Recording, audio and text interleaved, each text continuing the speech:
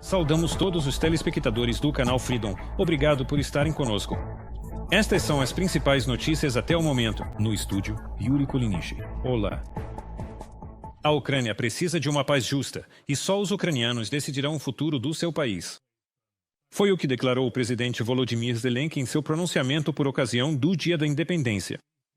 Segundo ele, a Ucrânia não espera gestos de boa vontade. Ela age por sua própria vontade para garantir uma paz confiável e duradoura. A Ucrânia é aquela que realmente pode agir pelo bem. É a Ucrânia capaz de, em um dia, reunir e unir ao seu redor os líderes mundiais. A Ucrânia com a qual os Estados Unidos e o mundo inteiro querem produzir drones. A Ucrânia que restaurou a unidade da Europa e dos Estados Unidos e agora é a base dessa aliança. Ele pode se defender e ser dono de si mesmo. Ucrânia, que se mantém firme e pode se defender. É por isso que a Ucrânia é ouvida e levada em consideração. Eles a escutam. O lugar dela é a mesa. Eles não dirão a ela, espere do lado de fora da porta, mas dirão, a decisão é sua.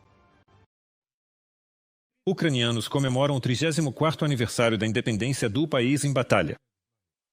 Há 12 anos eles lutam pela liberdade e pelo 4º ano consecutivo resistem à invasão russa em grande escala.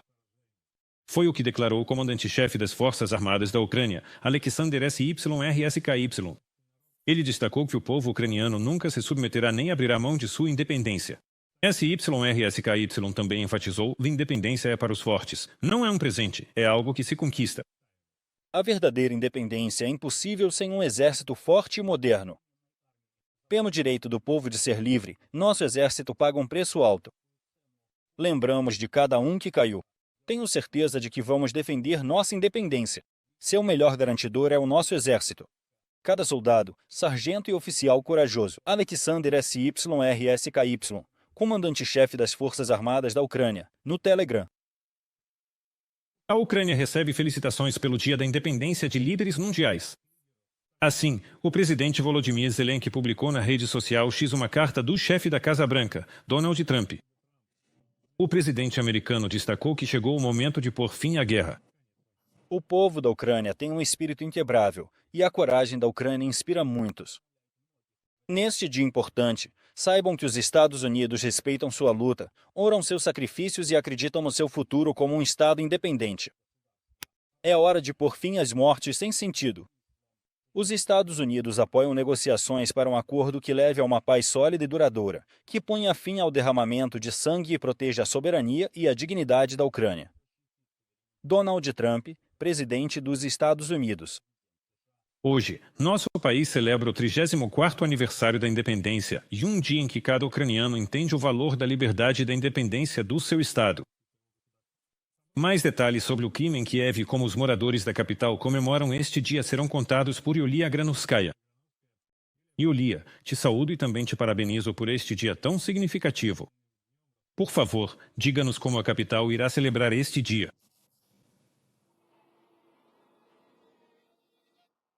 Yura, eu te saúdo.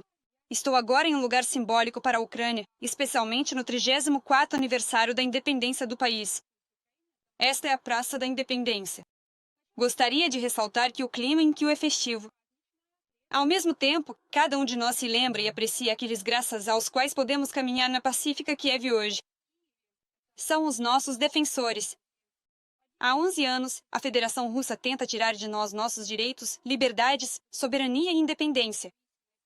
No entanto, todas as tentativas foram em vão. O espírito ucraniano não foi quebrado e que não foi tomado em 3 dias.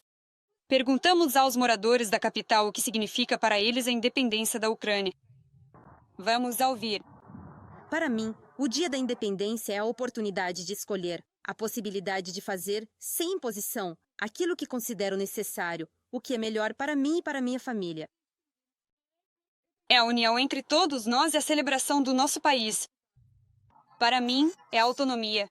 Para mim, é independência na hora de tomar decisões, de expressar minha vontade, de modo geral, na vida. Olhando para o que está sendo feito. Olhando para o que está acontecendo ao nosso redor. Olhando para milhares e milhares de bandeirinhas de luto na Maidan, podemos dizer a frase: onde está essa independência? Onde ela existe de fato? Mas cada um de nós deve dizer para si mesmo: a independência está em mim, a independência está em você. É importante entender que, dessa forma, estamos formando uma independência nacional coletiva. Acreditamos firmemente que o ucraniano é aquele tipo de pessoa que, ao longo dos séculos, se formou de maneira tão sólida que a independência, mesmo nessas condições terríveis, está em mim, em você, em nossa nação. Quero destacar que, em Kiev, os eventos em massa foram cancelados por questões de segurança, mas aconteceram eventos pontuais dedicados ao Dia da Independência da Ucrânia, em especial a tradicional corrida anual de pessoas vestindo vestivancas. Quero também ressaltar que hoje a capital recebeu a visita de autoridades de alto escalão, em especial o primeiro-ministro do Canadá. Vale destacar que esta é a primeira visita dele à Ucrânia no novo cargo e justamente em um dia tão importante para nós. Também são esperadas visitas de outros altos funcionários. Yura, feliz Dia da Independência para você. A palavra é sua. Muito obrigado. Kui disse. E esperamos. Acho que ainda teremos mais notícias suas e sobre como a capital está comemorando este dia. Agradecemos. Estivemos em contato com nossa correspondente Yulia Granovskaya. Ela contou como o Dia da Independência da Ucrânia está sendo celebrado na capital. A primeira visita oficial aconteceu na estação central de trem em Kiev.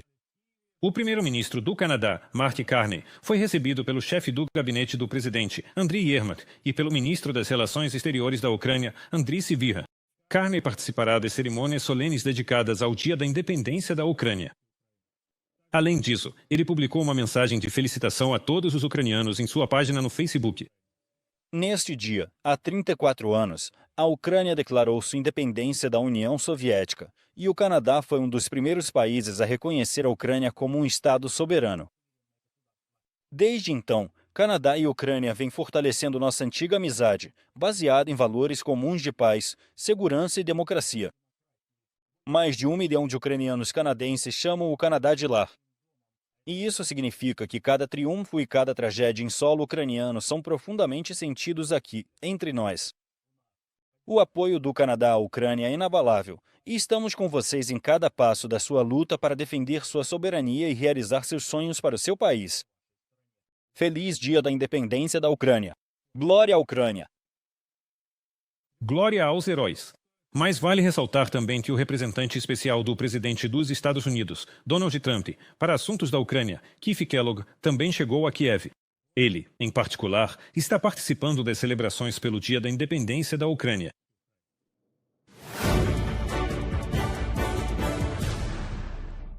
Nas cidades temporariamente ocupadas pelo exército russo, Donetsk e Lugansk, Simferopol, Sebastopol, Genichês, Melitopol e Skadovsk, os participantes do movimento de resistência nos Amalka queimaram dezenas de bandeiras tricolores russas. Esse movimento surgiu em 2023 na Melitopol ocupada pela Rússia. As participantes são mulheres. Elas se uniram para lembrar constantemente aos ocupantes russos que eles não têm nada que fazer em solo ucraniano. Como os ucranianos lutaram e continuam lutando por sua liberdade e independência, Larisa Petruk vai contar. Kiev, outono de 1990, no centro da capital, centenas de estudantes. Nos cartazes está escrito: "Estou em greve de fome contra o governo." Os manifestantes exigem impedir a assinatura de um novo tratado da União, destituir o chefe do governo da RSSU, realizar eleições parlamentares com base multipartidária e proibir que ucranianos prestem serviço militar obrigatório fora da Ucrânia. Essa ação de protesto em larga escala mais tarde seria chamada de Revolução no Granito. Certamente. O maior sonho de todos que participaram da Revolução em Granite era a proclamação da independência. Mas dizer isso abertamente naquele momento significava arriscar toda a minha vida futura se nada desse certo. Por isso, as exigências eram mais específicas. A greve de fome estudantil foi assim que chamamos nosso protesto. Estava concentrada na Praça da Independência, que, aliás, na época se chamava Praça da Revolução de Outubro. Demos o exemplo de que o ucraniano pode ser livre em sua própria terra, que ele pode tomar decisões e incentivar outros a não terem medo de defender essa posição. Após décadas de repressão em massa, os ucranianos mais uma vez mostraram disposição para lutar por sua liberdade. No dia 2 de outubro de 1990, aqui, estudantes de várias cidades da Ucrânia montaram dezenas de barracas. No primeiro dia da greve de fome, 108 pessoas declararam participação. Logo, mais 50 se juntaram a eles. Isso. Foi um incidente, não só de escala republicana, mas também de escala da União. Primeiro tentaram convencer os estudantes, depois intimidá-los, mas sem sucesso. No dia 17 de outubro, o parlamento votou para atender a maior parte das exigências dos manifestantes. No início dos anos 90, uma a uma, as ex-repúblicas soviéticas começaram a sair da órbita do Kremlin. Em 16 de julho de 1990, o Soviete Supremo da RSS da Ucrânia aprovou a Declaração de Soberania Estatal da Ucrânia e, em 24 de agosto de 1991, o Ato de Proclamação da Independência da Ucrânia. A bandeira azul e amarela foi solenemente levada ao parlamento ucraniano pela primeira vez.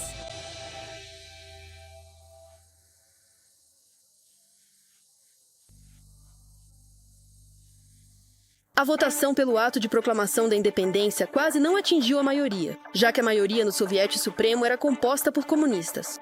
Enquanto os debates continuavam no plenário, milhares de pessoas se reuniram na praça em frente ao parlamento exigindo a restauração da independência ucraniana. O presidente do Soviete Supremo da RSS da Ucrânia, Leonid Krashuk, colocou a questão em votação. Às 17h55, pelo horário de Kiev, 346 deputados votaram a favor.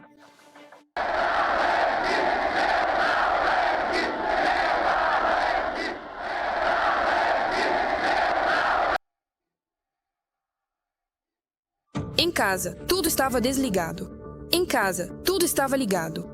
Televisores, rádio, não existia internet como temos hoje naquela época. A gente ouvia cada palavra e via como uns e outros hesitavam.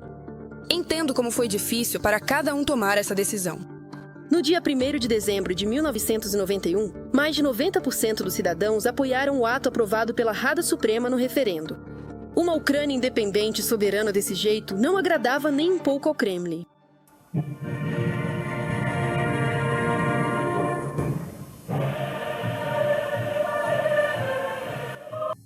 Putin já demonstrava sua antipatia pela Ucrânia, praticamente a 2 passos da cadeira presidencial. Em dezembro de 1999, logo após a vitória de Kuchma nas eleições, todos esperavam que Kuchma fosse a Moscou, depois de vencer as eleições pela segunda vez.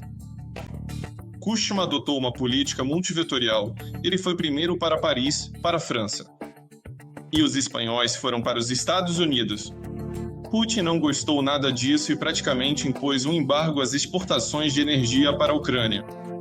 O conflito em torno da ilha de Tuzla é frequentemente chamado de prenúncio da guerra da Rússia contra a Ucrânia. Em 29 de setembro de 2003, Moscou, sem aviso prévio, começou a construir um dique a partir de sua península de Tama em direção à Tuzla ucraniana. Os militares ucranianos deram um aviso. Em caso de violação da fronteira, abririam fogo para matar. A Rússia não reagiu. Leonid Kuchma, presidente da Ucrânia, interrompeu sua visita à América Latina e foi até a ilha. Restavam aos construtores russos apenas 102 metros para terminar o dique. Durante várias semanas, Putin evitou conversar com Kuchma, mas após uma ligação feita da ilha, pronta para se defender, ele deu a ordem de parar a construção. A relativa calmaria nas relações entre a Rússia e a Ucrânia não durou muito. Já no outono de 2004, em Kiev e depois em outras grandes cidades do país, começaram protestos em larga escala, provocados por fraudes massivas nas eleições presidenciais, nas quais saiu o vencedor Viktor Yanukovych, o candidato apoiado pelo Kremlin. O número exato de participantes da Revolução Laranja é desconhecido. Especialistas falam em centenas de milhares. Naquela época, o Kremlin lançou uma verdadeira campanha de desinformação na Ucrânia. A Rússia tinha grande influência econômica sobre a Ucrânia naquela época. Influência informacional também, com meios de comunicação de massa, jornais. Na Ucrânia, em 2004, foram abertas filiais dos principais jornais e sites russos. E, claro, para Moscou isso foi inesperado. Moscou pressionou Kuchma para que ele dispersasse a força Maidan Laranja. Mas Kuchma entendia que isso também poderia acabar mal para ele. A vitória foi de Viktor Yushchenko, mas em 2010, nas eleições seguintes, as forças pró-russas na Ucrânia conseguiram dar o troco. O cargo de chefe de Estado foi assumido por Viktor Yanukovych. A política externa mudou com Viktor. Yanukovych declarou Moscou como principal aliada e parceira. A gota d'água foi a recusa do governo em assinar o acordo de associação com a União Europeia. E, novamente, os primeiros a protestar foram os estudantes. A noite de 29 para 30 de novembro de 2013 se tornou um ponto de virada na história ucraniana. Os manifestantes foram dispersados à força pelas tropas do Berko. Os ucranianos responderam à repressão com uma revolta de milhares de pessoas. Começou a Revolução da Dignidade.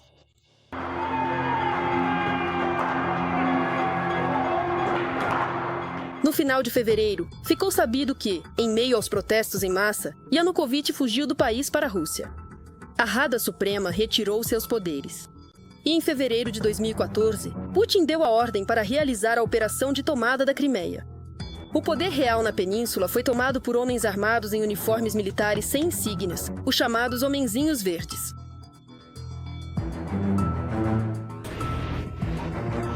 Apesar dos protestos em massa dos moradores locais contra a anexação da Crimeia pela Rússia, o Kremlin realizou um pseudo-referendo e declarou a península como sua. A Ucrânia se tornou para Putin uma espécie de ideia fixa, sabe? Ou seja, ele queria puni-la. E vimos isso pelo surgimento de sentimentos anti-ucranianos. Vimos isso na Guerra do Gás de 2008 a 2009. Por favor, apresente-se. Licença. Por quê? Por que não pode? Se, por exemplo, falarmos sobre os tártaros da Crimeia, 95%, talvez até 99%, eram a favor da integridade da Ucrânia, como mostraram em 2014, começando com o protesto de fevereiro de 2016 e até hoje. Ou seja, os tártaros da Crimeia sofrem lá por causa de sua posição. Logo após a ocupação da península pela Rússia, começaram repressões em massa na Crimeia. As forças de segurança russas sequestravam e prendiam aqueles que eram contra a anexação. Frequentemente perseguiam por motivos étnicos. As vítimas das repressões russas foram os tártaros da Crimeia. Dezenas de milhares foram obrigados a deixar suas casas. Entre eles está Esmoil Kurtumer. Em primeiro lugar, eu nasci na Ucrânia. Eu não conheço outro país. Esta é minha pátria, minha terra. Em segundo lugar, eu não queria viver sob o governo russo, de jeito nenhum. Podemos começar pelo fato de que sou tártaro da Crimeia. Eu não vivi isso, mas meus avós ainda se lembravam da deportação. E me contaram, eu soube disso por pessoas vivas. Pode soar banal, mas, no mínimo, o que aconteceu em 2014 foi uma injustiça. E eu sentia essa injustiça. Digamos assim, eu desejava justiça. A data de início da agressão armada da Rússia nas regiões de Donetsk e Lugansk é considerada 12 de abril, quando dezenas de militantes com cidadania russa tomaram prédios administrativos em Slavyansk. Tudo seguia o mesmo roteiro já testado na Crimeia. Tomada de poder pela força e pseudo-referendos. Kiev anunciou o início da operação antiterrorista. Em 2014, aqui com esses momentos, para Putin voltou o medo de sofrer outra derrota para a Ucrânia. A Ucrânia finalmente escaparia completamente de seu controle. E eu acho que ele já estava pronto em 2014 para uma invasão em grande escala na Ucrânia.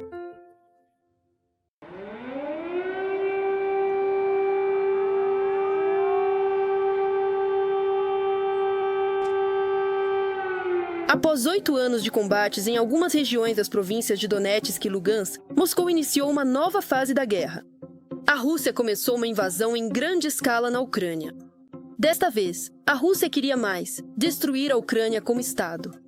O principal alvo do agressor em fevereiro de 2022 foi Kiev.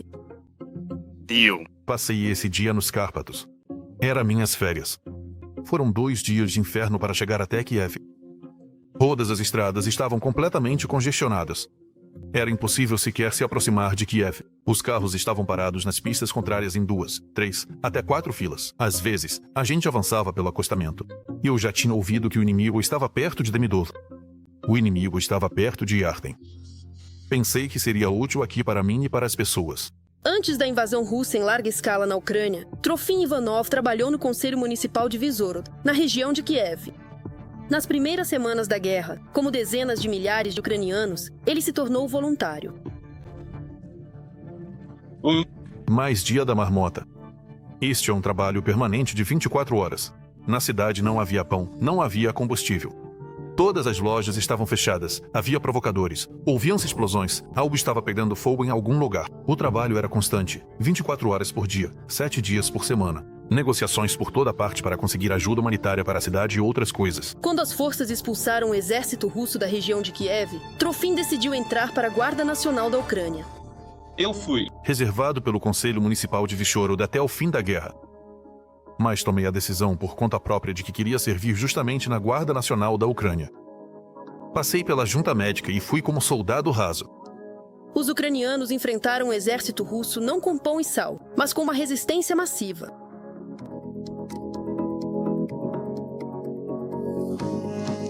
O apelo relâmpago de Putin falhou. A Rússia está finalmente atolada em uma guerra contra a Ucrânia. Milhões em perdas e uma crise na economia russa. Isolamento internacional, status de pária, tornar-se um criminoso.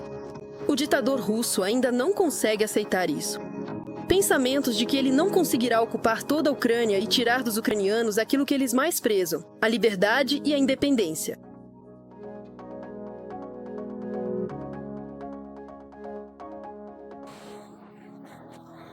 A independência do país, para mim, é aquilo com que muitas gerações de ucranianos sonharam.